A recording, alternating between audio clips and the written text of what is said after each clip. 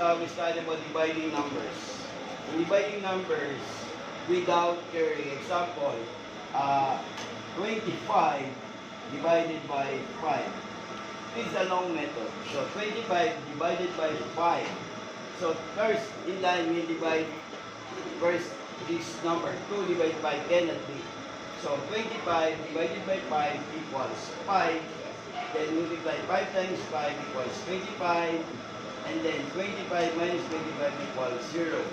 The answer is 25 divided by 5 equals 5.